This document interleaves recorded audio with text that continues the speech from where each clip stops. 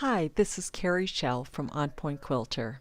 Welcome to part 2 of our Pentagon blocks. For this one, it is more of a star with a pentagon center and a parallelogram on one side, which is going to allow the blocks to intersect when they go around some other pentagon blocks. Okay, to get started, we're going to do a block, new block, and do another patch draw block. And for this one, we're going to use the circle grid again, and we're going to set our rings and our spokes both at 10.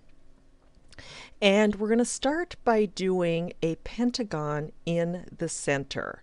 So you can actually use any of these to do it, but to get the star that actually fits around the existing shape, I'm going to go out 4 rings. So 1, 2, 3, 4, and then I'm going to just follow that circle, every other spoke. And they're single clicks, and the last one is a double click. And I'm going to turn on the Hide Show Autofill so we can see it filled in. Now for the next one, we're going to use one of the points of that pentagon, and then we're going to go to the next spoke and go to the intersection of the last full circle in this grid. And I double click to finish. Now I can go ahead and clone and rotate, and I'm rotating twice, snap into place,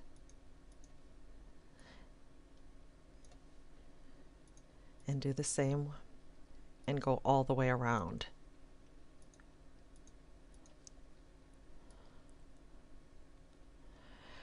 Now I can go ahead and color and just use that star and add it to the sketchbook. But I want to go on a little bit further. So I'm going back to the Piece tab, and for this one I'm going to fill in that shape of the pentagon. And now I could, again, do that all the way around this, this star, and I would have another pentagon, but I'm going to end up putting some hexagons in here. So I actually want to create a parallelogram to go on one of the corners of the star.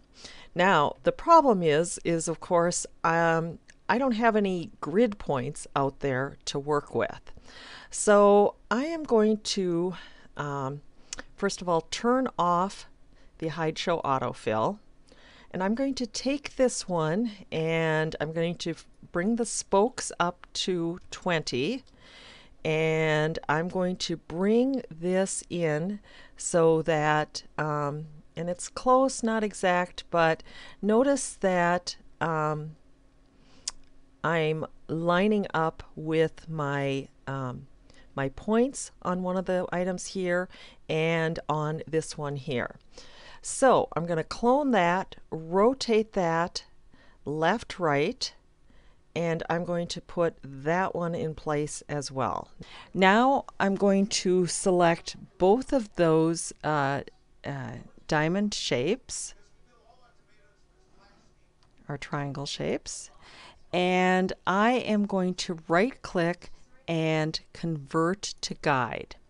So I can now use my polydraw tool, and I can use a single click and basically redraw the shape and double click to finish. And that didn't work, so I'm going to just try that one more time.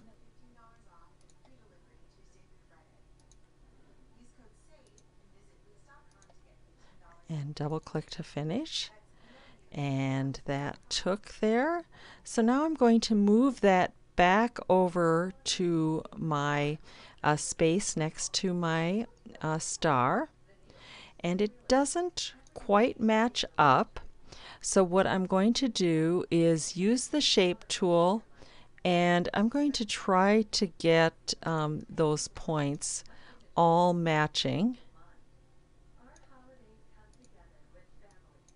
And I may need to zoom in to find that errant space there and bring those all in so they're all connected. And then I'm going to zoom back out. So now that I've got this done, what I want to do is take my shape and I'm going to flip that left to right. Now notice that they're still not matching up. In my ideal situation, they were going to do that. So I'm going to take this, and when I just clicked it, it actually snapped in place.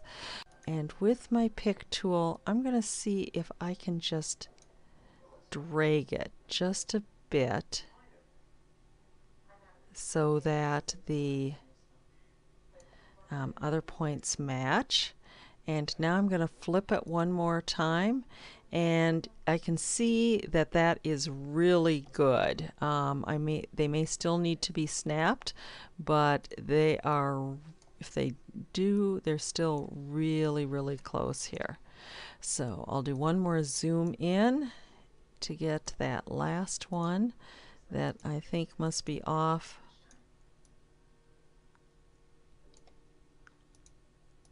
Let's move those here so I can get to that. Okay, and then I can move those back in place.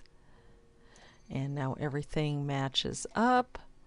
I'm going to go up to the top. That matches. Oh, and that one is just a little bit. Okay, so I'm to zoom out and I can now color this. And add it to the sketchbook. Thanks so much for watching. For additional tips and techniques, please subscribe to my weekly newsletter at www.onpointquilter.com. And next week, I hope to present the setting for my Pentagon and Decagon blocks.